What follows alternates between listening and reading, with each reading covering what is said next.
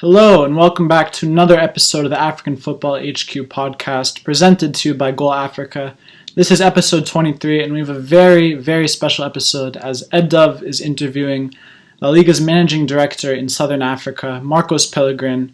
It's a very insightful interview. Hope you guys enjoy it. I'm speaking with Marcos Pelegrin, the managing director of La Liga Africa, based in Southern Africa. Marcos, it's been a very big year for you and a big year for La Liga in Africa. It's over 1 year since you've been working on the project, and it's been 5 years of La Liga Africa. Congratulations for hitting the landmark, and how have you enjoyed this year personally? How have you felt continuing with the work that Antonio Barras started in 2015? Well, first of all, thank you very much, Ed. It's a pleasure to be here with you today and an honor to be at call.com. Regarding the work, we've been, and the team has been working very hard for the last 15 months since I arrived. We've been changing some areas, developing new projects. We're very happy, but there's still a lot of work to do because at the end, La Liga non-stops and there's always some funds to reach and many projects that we can develop together. Obviously, 2020 has been an unprecedented and very difficult year. Looking back over your 15 months, what are the key accomplishments you're proud of? What are the key challenges you've faced? And have you had to be a little bit creative, perhaps, in overcoming some obstacles that maybe were hard to predict and foresee? As you said, it's been quite difficult, but not only for La Liga, it's been difficult for everyone. So, and also we got some accomplishments that we are pioneering, let's say, as a property like La Liga. So we got our first ever South African sponsor, which is Hollywood Bets, and it gives us the opportunity to activate a lot. We also growing in terms of audiences in double digits, like we never did it before. And post-lockdown, we're growing by 211%. So we were basically the hottest country for La Liga around the world and also the hottest property in the country. So that was a milestone for us. In social media, we're doing really good. We've started to speak in more and more languages, local ones. For example, in Zimbabwe, we're speaking in Zona, but in South Africa, we did some posts in isiZulu, etc. So that's also something that we are very proud of, because our aim is to bring La Liga closer to the fans, and that means to speak in their own languages, right? And also, obviously, as it was difficult and we couldn't activate and do this kind of event that we love, we came up with different ideas. For example, we developed a wonderful project with you guys at call.com, La Liga Inside With. That was awesome. Reach people from the whole continent plus us in Europe. You see media in Europe posting the content that we created with Arnold Sabalala as a host and with former La Liga players, legends, etc., to talk a bit more about that, what's on the game and what's run in football and what's La Liga in Spain about. And that was so successful. And we also loved the first ever challenge, esports challenge between Orlando Pirates and Real Sociedad, bringing together PSL team with La Liga team, football stars like Sakele Lepasa and Alexander Isaac from Real Sociedad, and also because that was for good. It was in order to raise donations against COVID-19. So I think that was a very 360 project that we had esports, professional players, clubs, La Liga, PSL, Supersport, and also the CSI and the fight against COVID at the end of it. Who were you supporting, Orlando Pirates against Sociedad? Did you have a preference there? I wanted goals, and indeed, I wanted to play. I love Sakele. He's a really nice guy, but also Isaac too. So I wanted goals. You talk about this really interesting, this idea about bringing La Liga into different languages, because I guess then you have a product which is intrinsically La Liga, but it is authentically African as well. How have you personally enjoyed that particular process of making La Liga a more African product, if you want? At the end, it's what everything in our strategy is based on that. We do have, we call it a global strategy. We have a global approach, but always trying to bring it locally. So in South Africa, in Lesotho, wherever we do have presence. So at the end is the most important thing, because if we come and we do not understand what South Africans, what Nigerians, what Angolans want, and how they want to consume La Liga, and we speak to them how in their languages, etc., will fail.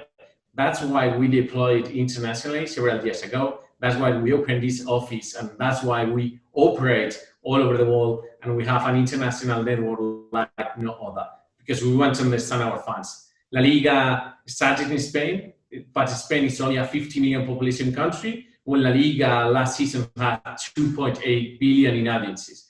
So it's a global league at the end. You mentioned the deal with Hollywood Bets before. You also have partnerships with Puma, partnerships with Budweiser Africa. How important have these strategic relationships been in the successes of the last 15 months and the last 5 years? Well, I have to say a very big thank you to all of them, because they are basically our best supporters, because with them we are able to develop more and more initiatives and to reach the fans and to reach the markets in some ways that we might not be able in by ourselves. For example, with Hollywood Bets, we're working on a very exciting project for early 2021. With Budweiser and also with the others, we did La Liga Comes Home during lockdown. So we weren't able to go to any bar or restaurant to enjoy La Liga or sports. So we decided, why don't we bring La Liga to a fan's house? So throughout the digital contest, the winner got the full experience of La Liga. So we took to their place the jerseys of La Liga, and with mannequins, the La Liga trophy, the La Liga ball, Budweiser's pizza, a lot of merchandising, and everything delivered by Jerry Sikosana and Brian Baloyi, Hollywood Bets ambassadors and Bafana legends. So I think it was pretty cool that under lockdown, someone got to live that experience. Indeed, I was quite jealous, like, can I stay? Because like having that, to enjoy Atletico de Madrid against Barcelona, that's the best environment you can create to watch a match. It's interesting you mention Puma, because obviously Puma is one kind of shining example of a international organization who have successfully invested in the African market, and they've really invested time, energy, effort, money into really understanding local culture, understanding authentic, legitimate African identity, and also telling those stories with their kits and the work they've done within African football. So it must be valuable to you to have partners who have already, if you want, gone down that pathway a little bit before and set the blueprint for how that kind of globalization can exist.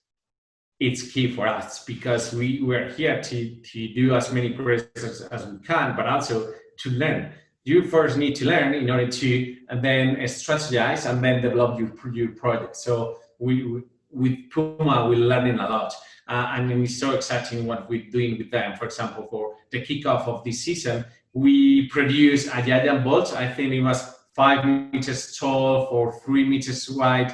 It was huge. And we deployed it the Mall of Africa, to do a cool activation like La Liga is back, etc. Because they also, in order to promote the adrenaline ball, which is the one that Puma produces for La Liga, which is very beautiful. But also during lockdown, we did a digital project that we're very proud in this office, because the idea that we created along with Puma was to develop a digital content that we wanted to become viral for the comeback of the competition during early June. So it was a short video that we wanted to create with Puma South African ambassadors passing the ball to each other, the Puma ball. So then we called headquarters in Germany for Puma and in Madrid for Spain, and they loved the idea. And at the end, it became a global project. And then we ended up with Luis Suarez, Jano Black, Antoine Griezmann, Joaquin, and Singapore influencers, Mexican players, and from many other countries involved in this viral content for digital. So it was Puma and La Liga creating content that goes along with Africa, but then becomes global because everyone loves it. And we ended up having more than 500,000 views in less than a day. So it was awesome for all of us. And a reminder of how even very simple football stunts, if you want, can reach every corner of the world.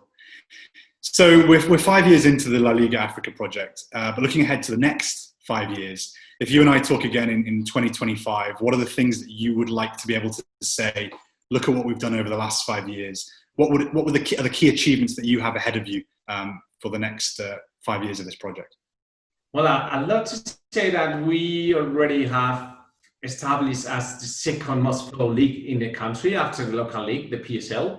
We'd love to say that our agencies keep growing as they're doing right now. I don't know if they keep growing like they are. I don't know if in 2024 we won't be able to grow more, but that we have a loyal digital audience and that we are able to engage with all of our fans in the continent as much as we want, because right now we can't, and also because we creating ties between South Africa and Spain. We're able to develop sports projects, and for example, one of the things that we are going to do right now with COSAFA that is successful, and we do have a minimum of one Bafana player in La Liga.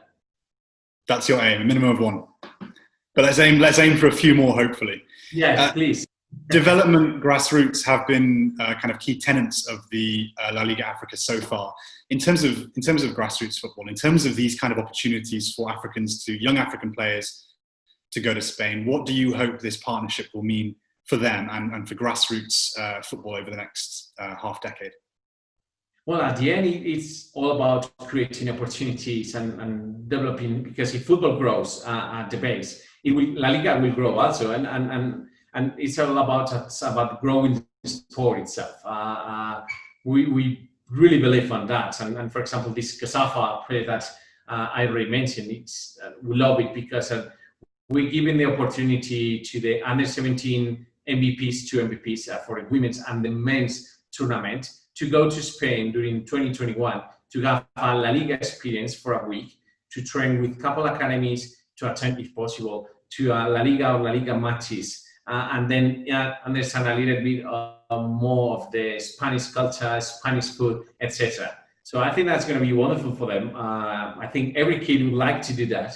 I think they deserve it because they did really good at the COSAFA tournament, and also it's giving them a lot of exposure. Not only in South Africa, also internationally, because like everyone is looking like, who are these guys that La Liga awarded them to go to Spain? So maybe they will not end up in La Liga. I'd love it if they do, but if not, just raising their profiles for them becoming professional players in the near future. That's just already a success for us. What does it mean for you personally to be able to facilitate and play a role in literally allowing guys' dreams to come true and facilitate these kinds of opportunities?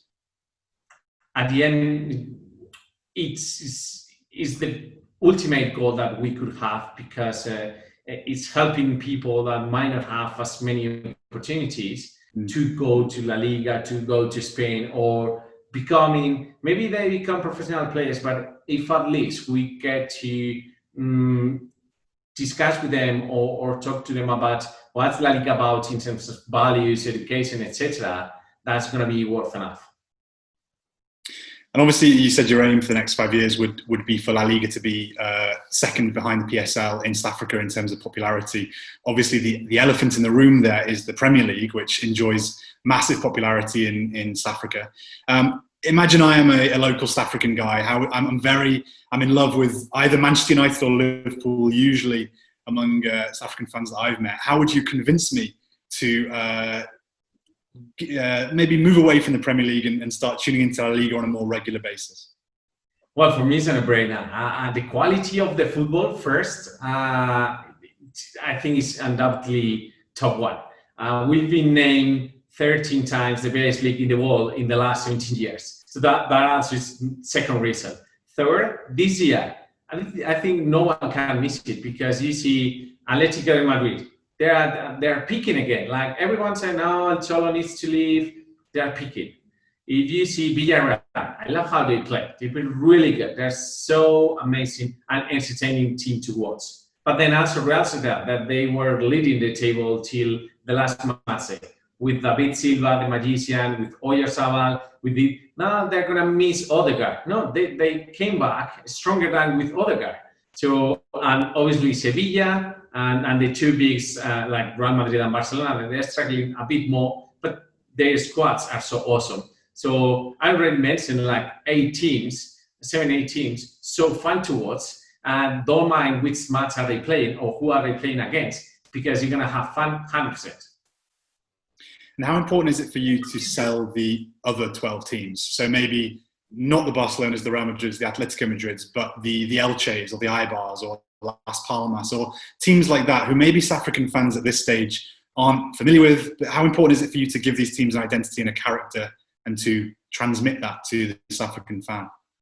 It's also key because we do represent all of them, and also the 22 who perform in the second division. And then you have lovely stories like Cardiff in the return to first division. You already won against Real Madrid and Barcelona. Like, who did that before? Like, and they deserve both wins. It's not like, no, they got lucky. No. They played very well. And then you see Eibar, very tiny team from a tiny town in the north of Spain, surrounded by mountains, and how those guys fight, and how those guys have been establishing themselves with Mendilibar as a coach in the last 5 years, with like not very well-known players, but they got an identity. And I think if they go to Europe, they could easily beat whoever is in front. And then we can go on with Granada playing in Europa League after getting promoted. Betis always playing very attractive to our eyes, very attractive to watch. And almost, I'd say all of them, they have something that could attract us to watch La Liga. And how important is it to see African players at let's say the other 12 clubs or the bottom half of the table? Because you have Nwakali of Nigeria at Huesca, you have Aziz at Granada, you mentioned Granada just now. How important is it for you to see African players from the big territories, the big markets in Africa at those clubs? Is that something that really has a tangible impact on uptake on viewership in these territories? It really does. It really does. For example, there was a Japanese player in a club, and then that club became top 3 most watched in Japan at some point. So that's definitely important. And everyone we follow, and Liverpool had a big fan base in Spain because of the Spanish Liverpool. And this happens all over the world. We want to see our people that we grew with or they are from the other neighborhoods, how they do it in other leagues, etc. So to have African players that right now we do have 45 players performing at La Liga and La Liga Smart Bank is key. And to keep bringing talent from Africa to perform at La Liga is something that we would like to see more and more and more. Because obviously the talent is all over the place. Just need to be more spotted. A couple of things that need to be adjusted maybe, but there's definitely talent all over the place. It's amazing how, particularly with African people I've met, how when they see one of their team star players representing a side in Europe, how that can really engender a long-term and long-standing affection for the club. Like I've met Nigerian fans who still love Wigan to this day just because Julius Agahawa played there 12 years ago, or Ghana fans who still love Blackpool because they had Richard Kingston for a few years, the legendary Black Stars goalkeeper. So I think, yeah, it's hard to underestimate how much an impact that can make when you have one of your nation's star men representing maybe one of the less glamorous teams in a major European league. But what does success for La Liga, what does this mean for the PSL and South African football? Because some people may be concerned that growth of La Liga, growth of another European league in South Africa may come to the detriment of the PSL, which can struggle for attendances sometimes, can struggle for interest outside the top 3. Are you confident that La Liga can grow and also result in a healthy PSL? I think we are not competitors at all. I love to see PSL doing well. I congratulated them many times because how they worked with the beer bubble and the return to the competition, etc. I think we are not the same. We love to have PSL as the most followed league in the country. And I think if La Liga increases or brings more talent from Africa, I think the competition in the PSL or any other league in the continent will be higher, because the people will see that there's more opportunities to go there, and also it will raise the bar in terms of football quality in the country. So I think, as I said before, if football grows in La Liga, in PSL, these big talents, or the Congolese league, at the end, it's about growing the sport. And if La Liga grows, PSL will grow, and the opposite. If PSL does well, we'll have more opportunities to have good PSL players coming to Spain, because they will be playing in better conditions, etc. So I think we're competitors, and we'd love to see both brands growing. And if you love football, do you understand that you don't stop watching your team? You follow international leagues, different clubs, different sports. So I think everything gets together very well. In Nigeria in the past, because local clubs have struggled sometimes to fill their stadiums if they're playing at the same time as a Premier League game is on TV. Sometimes they've adapted their kickoff times so maybe they have fans in the stadium to watch the game on a big screen first, and then they play afterwards, in a way to kind of grow a greater synergy between the local football and the big European games. Do you ever see this kind of interrelationship being something that could be helpful? That could happen, and in Nigeria it's a particular case because it's the most footballer-loving country in the world, but also because they have a lot of players in the Premier League, and I guess this was because some Nigerians were playing at some point. But 100%, if at the end it's going to benefit or help the local club to bring crowds to their stadium, but also the international league, not saying particularly La Liga, to also bring more interest to them, I think it's a great synergy, and everyone benefits from that. The first one, the fan, because gets to see to watch both matches that he'd be interested in. Not only I have to choose. That's a pity, when you have to choose between your local team, your international team, or Sundays sometimes are very busy in terms of sports. You have MotoGP, Formula One, your local team playing your international team, Rafa Nadal. It's like, I need to create synergies, to benefit local leagues and international leagues. I think that's a wonderful example. Finally, I want to talk about some of the big stars in La Liga. The players, the figures, the characters that can attract people to the division, because certainly on goal we see an enormous amount of interest in Lionel Messi. Figure is as big as almost any other football subject.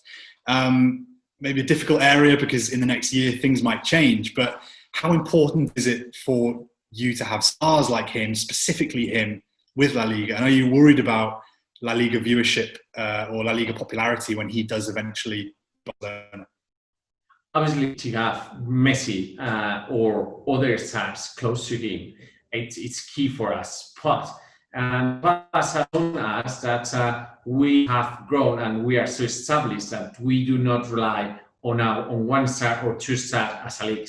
Because, for example, people foresee that we were to suffer a lot when Cristiano Ronaldo left for Juventus.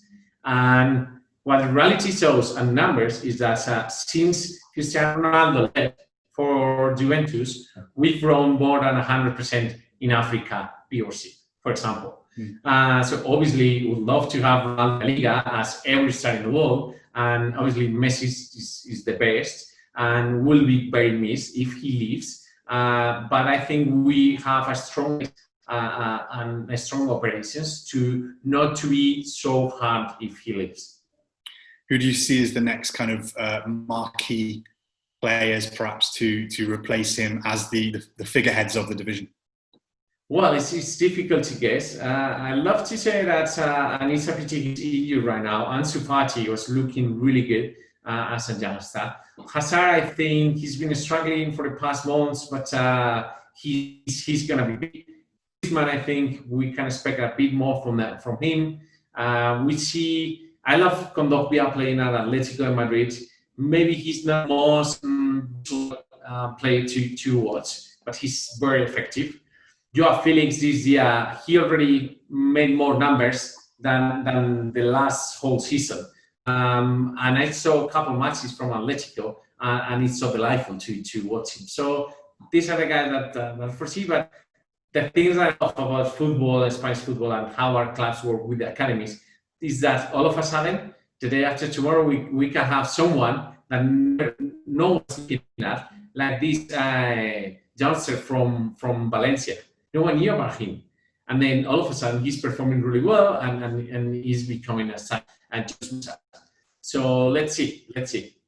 And what about from an African point of view? When you see a guy like Thomas Partey leaving, I imagine there's a bit of a conflict, because part of you is distraught that he's left La Liga, but part of you is glad that La Liga is growing these players who can then depart for 50 million and can make that headlines. How do you feel about him leaving, and who do you think is the next kind of African superstar to maybe step into that void? Well, I didn't like the role because I really liked Thomas as a player, and I think he did very well at Atletico, but he was looking for a different thing. In any case, just now in Ghana, after Thomas leaving, and they are bigger than ever in history. Ghana is huge right now. Then we do have guys like Samuel Chukwueze or Ansu Fati, as I said. So we got quite several good prospects in terms of youngsters. I think our operations internationally are going to help us to be able to attract more talent to our academies, because at the end, one of our main functions here as La Liga in Africa, in South Africa, is to be like an anchor for our clubs, for them to develop. For example, we bring in Villarreal down to South Africa. Well, we expect to bring them now because of COVID, they couldn't, but we're going to announce with them for the Under 20 tournament. I think will be during the week, that we will be sending a player to Villarreal for a week experience at the academy, one of the best, not in Spain, in the world, and it will be the COSAFA's Under 20 MVP of the tournament.